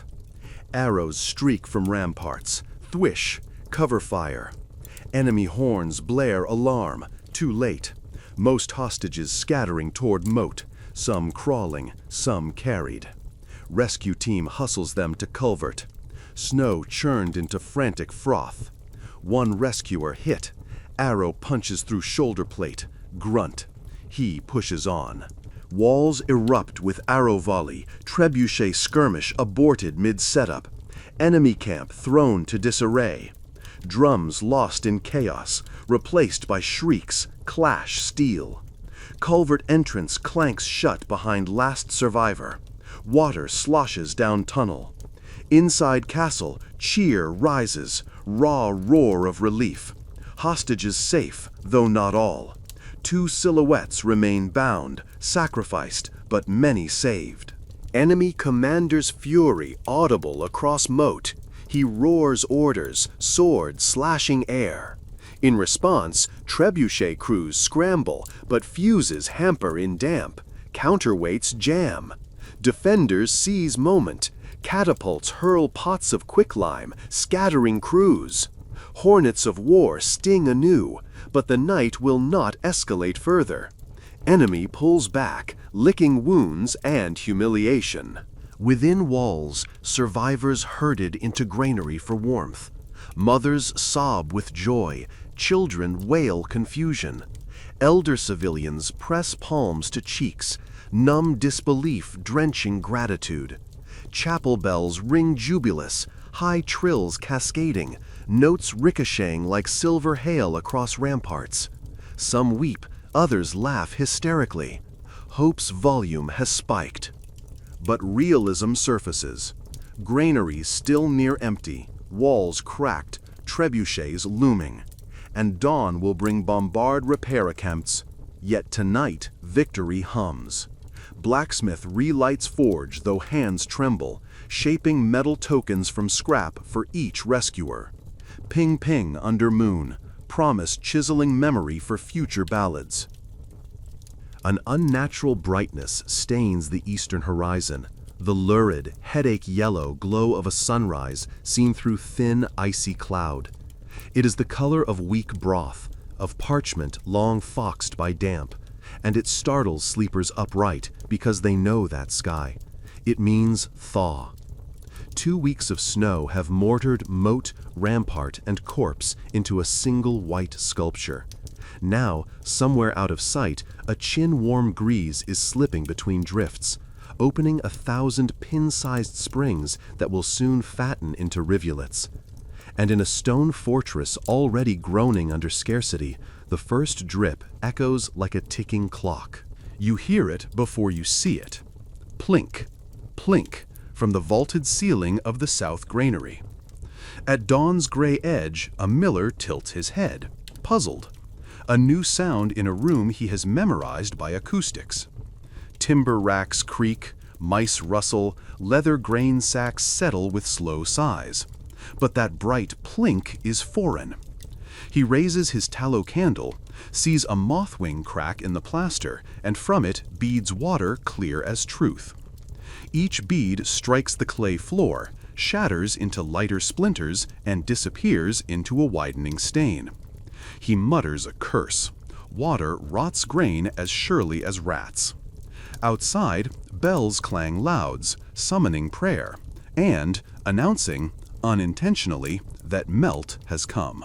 Courtyard ice surrenders in miniature avalanches off slate roofs.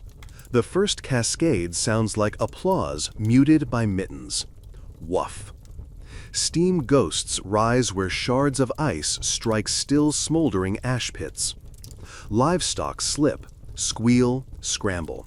Straw stinks wetter, more barnyard, less hearth. Soldiers mutter about mud season. Arrows that once skittered across crust will now bite sludge and stop short. Caltrops drowned beneath slush will miss hooves. Moat ice will fracture into treacherous roulette of thin plates, sometimes a bridge, sometimes a trapdoor.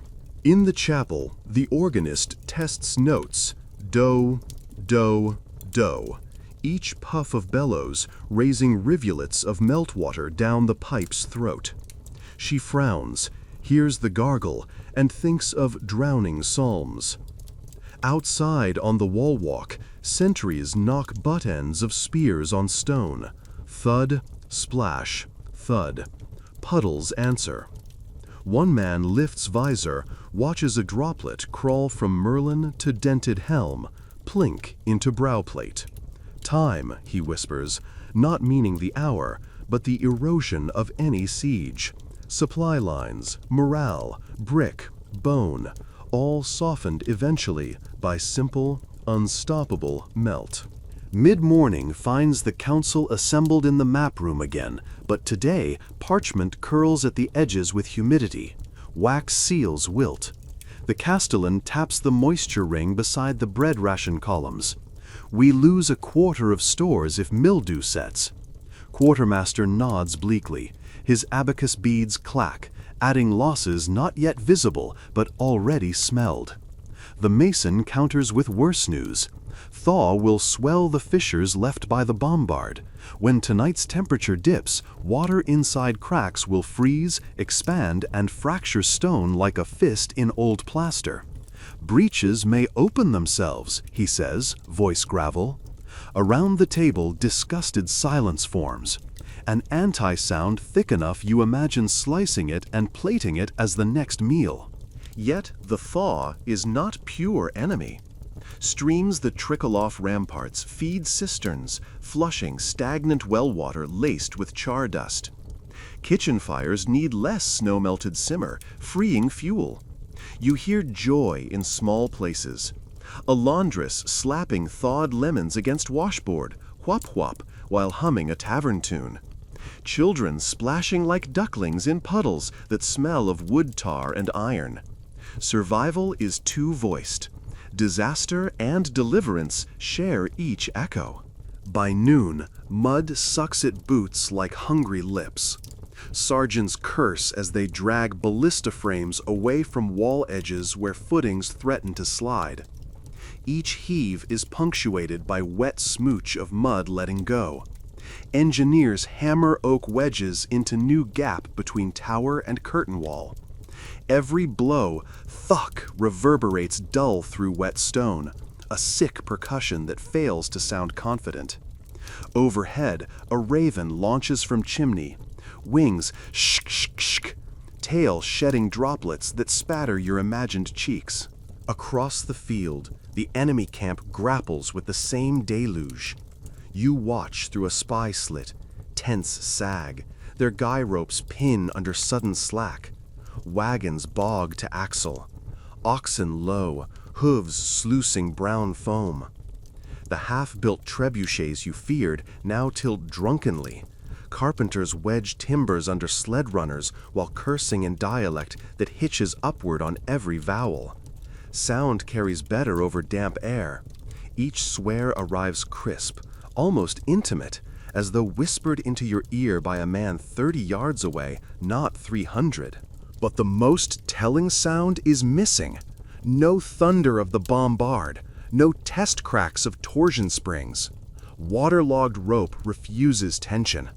Tarps flutter over drying powder reserves, a frantic banner dance. You inhale relief, but only until you recall the council's earlier dread. If walls crumble from ice, the besiegers need little artillery. Evening meal squelches underfoot, literally.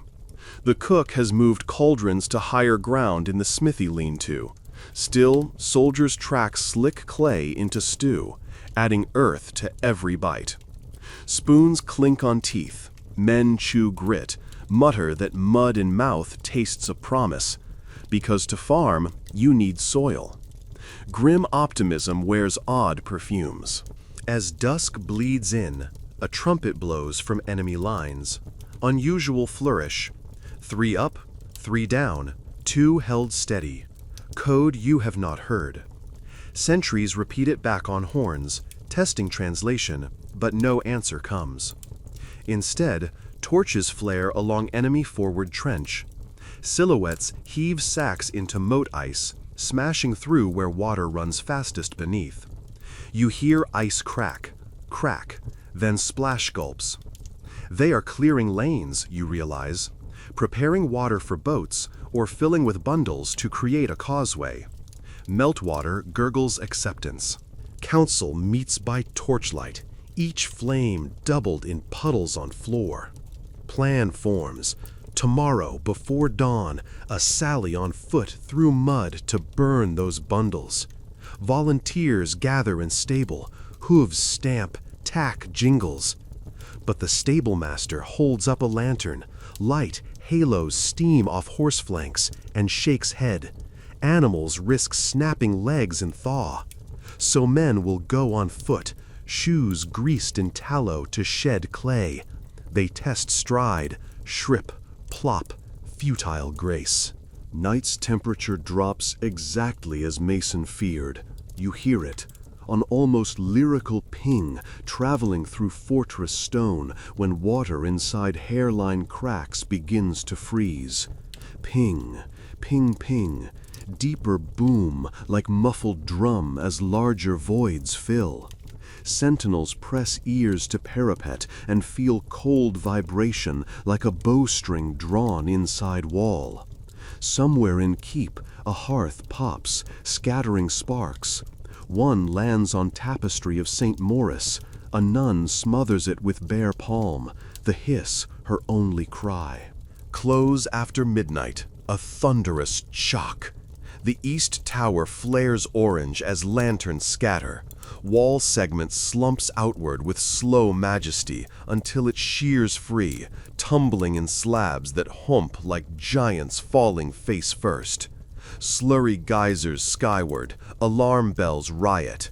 You rush to the breach amid clangor, hammers tossed, buckets upended, archers scrambling. Cold air roars through gap, carrying enemy whoops. Shapes emerge in torch blink, skirmishers bounding over rubble, mud spraying from greaves. They shriek battle songs in a rhythm that stomps like festival drums. Defenders answer with crossbow bolts, thwick, thwick, split by hiss of arrows. But footing betrays precision. Men slip, bowstrings snap wet. At base of breach, combat devolves to wrestling in soup of clay, blood, and ice shards. You witness a farmhand turned spearman swing spade instead of pike, its flat, wide blade clapping a raider's helm with dull gong, leaving both staggering death. Sound thickens to sludge, plates clank muted, screams bubble dampened by muck, even steel on steel rings chewy, like drumheads left in rain. Amid the mash you pick up a new timber, tink, tink, tink, chisels on metal. Enemy engineers hammer stakes to brace rubble into ramps. Each tap threatens future floods of soldiers. The captain sees. He roars orders to bring the honey. Two lads sprint for barrels of pitch cut with beeswax. They roll them downhill. Barrels thud, staves creak. One explodes prematurely on a busted stone, splashing sizzling tar across friend and foe. Human shrieks slice night, smell of burnt hair, pork crackling, bile. Pitch flood half fills breach hollow, turning mud to lava slick. Defenders toss torches, flames dance blue where wax enriches fuel. Enemy sappers retreat shrieking. For a breath you imagine stalemate, but in fortress guts you sense new peril. Melted snow plus pitch runoff flooding cistern corridor. Water slaps stone, flap flap, rising. A novice monk, wading hip deep, shouts for boards to bar door. His voice reverbs cathedral-like in narrow vault. Just before dawn, attackers withdraw, leaving breach a smoking scar. Casualty bearers slop through mud, dragging forms heavy as wet sandbags. Every drag marks puddles indigo in torchlight. Bells slow from alarm to sorrow, tone deepening as ropes grow sodden. On parapet, a trumpeter attempts victory strain. Instrument gurgles. He shakes water, tries again. This time, note is clear but thin, like hope with fever. Gray dawn reveals damage. Where wall once stood, now a gnawed crescent framed by icicles. Engineers argue salvage. Build fascine bundle interior wall, prop with cart frames. The mason again. We have maybe 2 nights before they carve it wider. Quartermaster weighs grain sacks repurposed as sandbags, curses. A squire leads donkey carrying empty panniers. Donkey brays, ears twitching at echo between rubble cliffs. As sun clears haze, enemy presence shifts. They hoist a fresh banner over their grand tent, a white lily on crimson. Rumor flows among defenders. The king-in-law has indeed arrived. Trumpets, regal, golden, peal notes that lift above squelch of mud. Da, ta, da, da. Sound polished, rehearsed, annoyingly triumphant. You taste metal on tongue, fear mixed with spite. Yet the fortress folk still have teeth.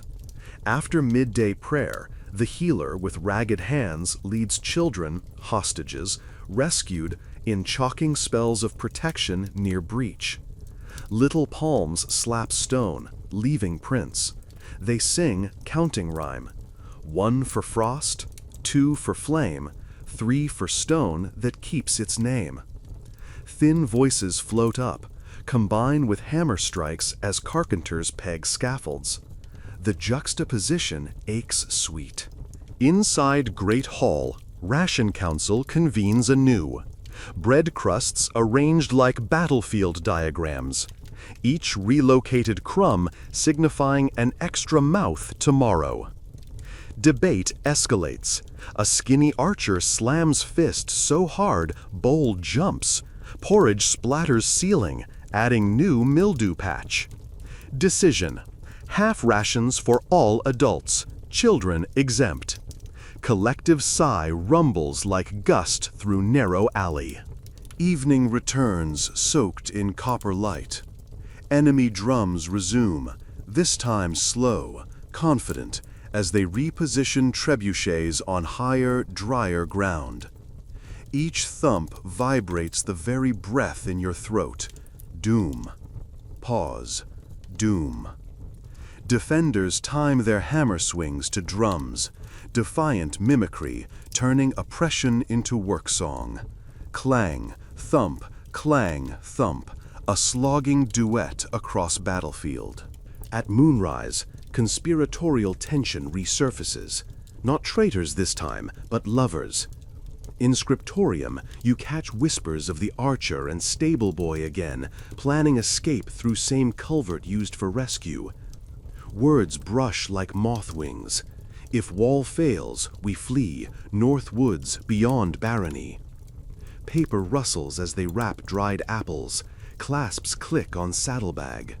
Their secret footfalls measure heartbeat of humanity persisting alongside martial roar.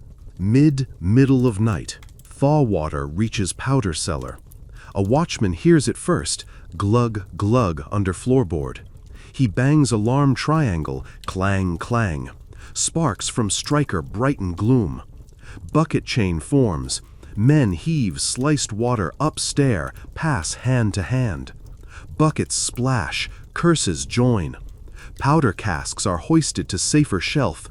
Rope squeals, pulleys creak. One cask slips, lands with dull thud. Everyone freezes, breath held, listening for hiss of fuse. None. Breath released like bellows sigh. While flood handled, enemy chooses mischief. A voice pure and strange begins to sing beyond moat. A woman or boy soprano, melody older than kingdom. Lyric in foreign tongue, but shape of lullaby universal. Notes drift, seep through arrow slits, coil around weary heads like warm shawls. Some soldiers weep, others growl that witchcraft's at play. The captain orders a horn blast to drown song. Horn brays, crude, but tune persists, climbing around it like vine on wall. Eventually, horn sputters, man collapses bench. Song fades only when singer tires, leaving silence so absolute that mice skittering in granary sound like stampeding elk. The quiet births epiphany in council. Enemy morale games intensifying mean final push near. Commander drafts final contingency. If breach falls day after tomorrow, retreat to inner keep, burn supplies, poison wells. A collective shiver as scribes scratch plan into record. Feather pens go scritch scritch, each loop sealing fates. Pre-dawn again. Snow gone. Mud ruling. You stand at breach where straw mattresses now line inside slope, absorbing arrow shafts. Sunless light reveals enemy deploying pontoon panels into newly thawed moat. Planks clack. Defenders rain arrows. Some find joints. Men splash. But bridging continues. Soon assault ladders will clatter. Above breach, on hastily erected wooden platform, trumpeter sets lips, plays one steady note. A high C so bright it slices gray air into ribbons. Note holds, vibrato of fatigue trembling. It's a call to every ear behind walls. Stand one more day. In courtyard, hammer strikes pause. Faces tilt. Note threads through chest cavities, stitching courage where food cannot. Moonlight slips away without ceremony, and the gray that takes its place feels raw, like skin newly stripped of bandage. Nothing stirs in the courtyard, except steam sighing from hoarse nostrils, and the hush of breath your lungs draw on reflex. Quiet, deliberate, the way a climber tests the next handhold. Then, just when dawn should fling pink across the clouds, the world erupts in metallic thunder. It starts with a single creak, so deep, so slow, every sentry on the rampart feels it through boots before mind names it. A beam somewhere in the enemy siege line gives, and an entire trebuchet arm winds forward. The counterweight crashes, the sling snaps, and a huge stone lurches skyward in a no-arc impossible to trace. Whisper becomes roar, distance compresses, impact arrives. FWAM. The stone slams the patched east breach where straw mattresses form the new parapet. Wood shatters. Straw vaporizes in dusty chevrons. Defenders somersault like dolls. Even your heartbeat staggers.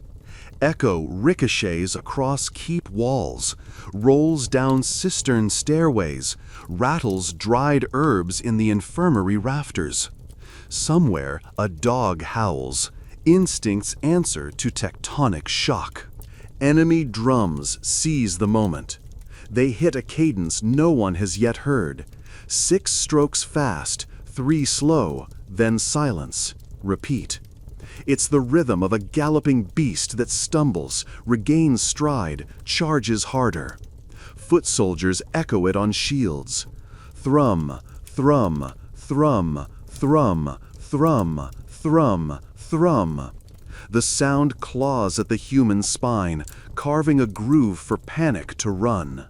Captain of the guard bellows orders, voice lacquered with iron and sleepless nights. Archers string half-dry bows, twang, pop, twang, even as water weeps from bow-stave pores. Crossbowmen pump cranequins, each ratchet click like a small animal screaming. At the base of the breach, carpenters shove last-minute fascines into gaps. They work with faces set to the stoicism of men mending a dam already cracking.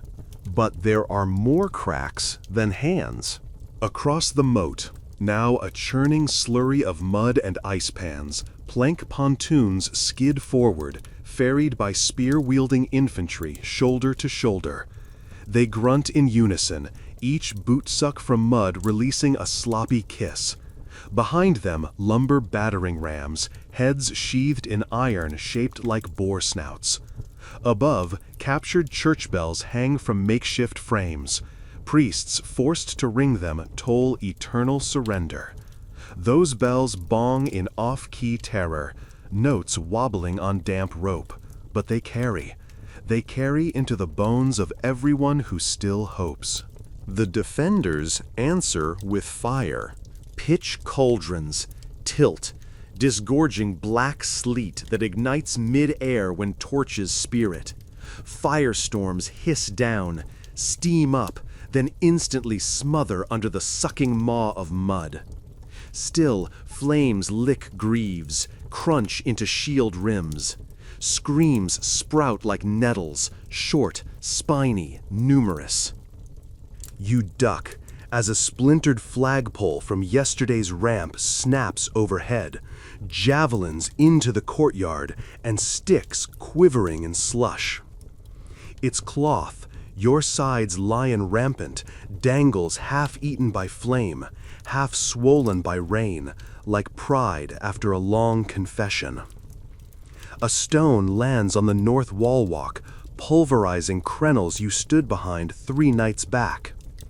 Somewhere beyond smoke, a bugle squeals.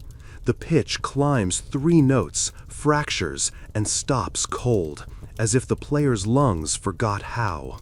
Inside the keep, the castellan invokes the final contingency. "Hold fast," he thunders, single word, fused like iron. A runner sprints through corridors, shouting translation. Vital ledgers to be burned. Well buckets salted. Secret scrolls of lineage stuffed into oilskin and chained to a courier who will attempt escape through culvert at dusk. People obey without question, because obedience is easier than thinking about what else may be lost.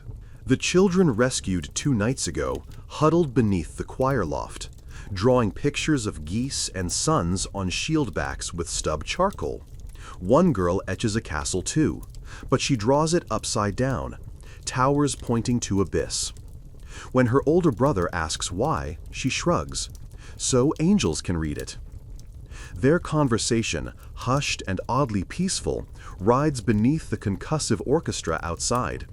It is the quiet countermelody of innocence that will not be stilled.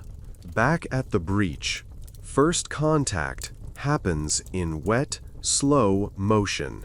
Ladders slam what remains of the parapet. Hooks bite, ropes cascade. Defenders hack with axes, but mud clogs blame sockets, making swings dull. A mason, hammer raised, knocks a ladder loose. It slides, then pivots, flipping 5 attackers into moat slime with a sound like soup ladled into a cauldron. Axis of battle swivels though, more ladders rise, more hooks catch. Then the unsettling noise.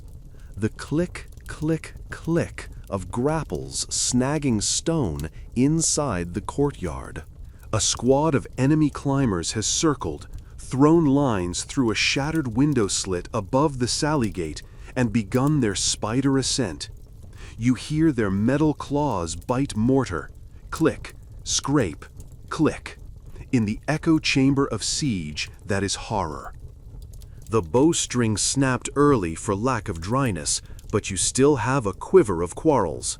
Nearby sits a half-destroyed mantle beam.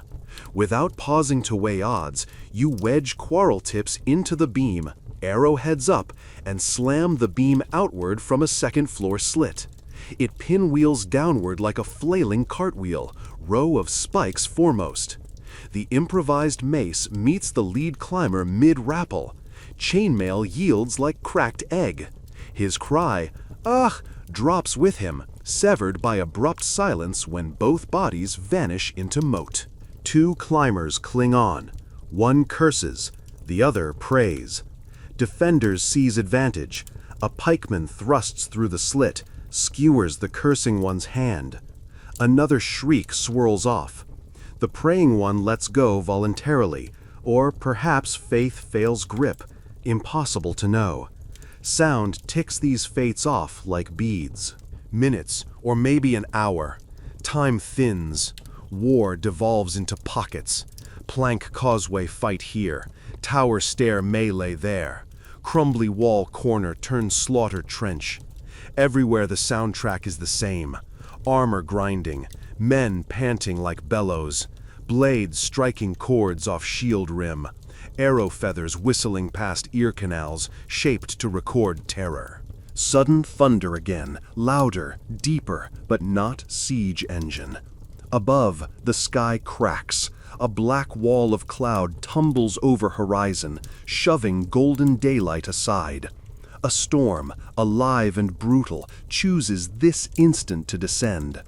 Wind screeches through murder holes with a choir of banshees. Rain slams down, thwap, thwap, instantly turning clay to sucking mire. You see enemy standards whip sideways, cloth ripping like parchment. Torches snuff, smoke chokes. For heartbeats, both armies stall, eyes wide. Lightning forks down, kisses the North Tower's lightning rod with a boom that slaps eardrums flat. For a moment, everyone is deaf, the siege turned mute film. You clap palms over ears, still, aftershock hums in teeth. Yet Mother Nature tilts scales. Rams stuck in mud cannot advance. Arrows lose speed. Ladders sink crooked. Floodwater courses through breach slope, dragging bodies, friend and foe, into moat. The attacker's momentum, painstakingly built, mashes into viscous despair. Drums drown, trumpets gurgle, orders lost in gale. Inside the keep, defenders seize miracle. Captain orders charge. Yes, charge! out through flaming rubble. 30 men, ragged but burning with storm-fed adrenaline, sprint across water-slick stones, boots splashing sheets that shimmer in lightning flashes. They roar like wolves starved ring-wide. Hurrah! You follow their assault. Boot soles skid, knees jar, wrist bones jolt every time sword meets shield.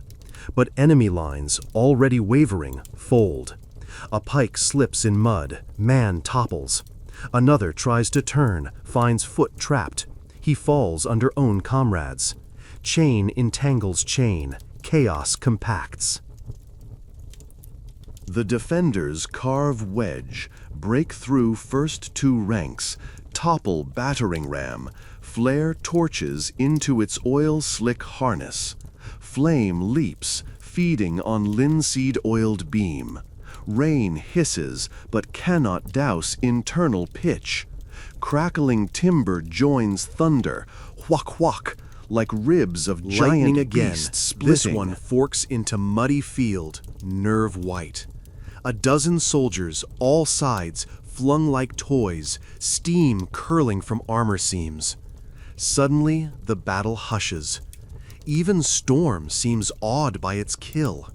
Survivors freeze, gaze at sky, seeking reason. It is then the king-in-law's banner-bearer, armored in gilded sleeves, steps into broken planks, raises horn, and tries rally call. But wind steals tone, horn wails, pathetic. Another lightning lash, horn shatters, banner pole splinters. The bearer looks skyward, mouth open, as if to argue with Providence. Instead, he drops pole, turns, trudges away, shoulders hunched, soaked velvet cape sagging like wet parchment. The retreat begins not with trumpet, but with slosh of boots in mud. First tens, then hundreds. Cries of commanders fade under gale. The defenders recognize pivot. Cheers rise, raw, giddy, primal. Some attempt pursuit, but Captain halts them. Enough blood for one moon. His voice cracks. Whether grief or triumph cannot tell. Rain eases. Clouds peel back, revealing a bruise-colored sunset, leaking peach lavender. On battlefield, only groans remain, and the flutter of torn pennants stitched into mud. Ravens circle, cawing their receipts. Inside walls, survivors slump. Some laugh maniacally, others sob, many both. The healer's hut refills. Triage begins anew, but there is relief in those screams. They are not cut short by new blades.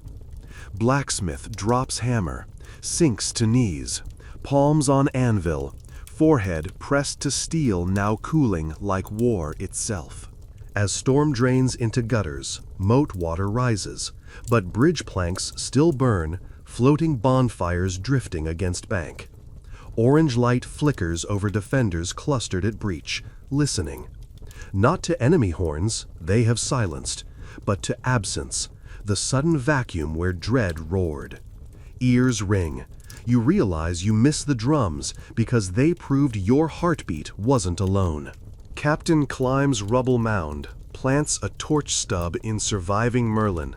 Sparks spit. He raises sword skyward.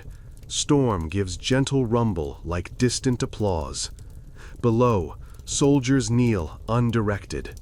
Hymn begins, soft, ragged. Those same organ chords now hummed by throats hoarse. Children add descant. Their tiny voices thread tapestry of grief and gratitude. The castellan declares siege lifted. Quartermaster weeps full-bodied sobs, hugging ledger like child, then laughs at mildew risk now irrelevant. Stablemaster untethers horses. Beasts stamp triumphant in mud, tails swishing arcs that sparkle under torch halos. Yet Aftermath has its own soundtrack. Corpses are hauled, chains clink, sleds rasp. Broken spears crack as they're fed to pyres. Pop, pop, resin sap boiling. Stonemasons examine breach. Chisels chip, measuring rods clack, geometry of recovery beginning before echoes of war fade. Laundry lines snap as sheets, now triage bandages, flutter between charred beams. All these noises are modest, unheroic, and they vibrate with a single truth. Life has resumed its messy, stubborn hum. 3 days later, sun glows warm enough to coax first crocuses from banks outside Sallygate. Children pluck them, squeal at color after endless gray. Wind, memory of siege drums still beating somewhere in long ears, now rustles banners mended by dusklight sewers. Church bells ring mass, not alarm. Their bronze throats spill notes that flutter free, unhurried. But midnight, midnight still tells tales. On windless nights, when rampart torches burn low and Greatwater sighs through collapsed tunnels, you can step onto the east wall and cup ear to gloom. You may hear ghostly drumbeats in mud beyond moat, or the swoosh of pitch gates emptying into fire, or the phantom ping of ice cracking stone. Yet layered over every echo is a softer hush, the deep, exhausted breathing of a castle that survived.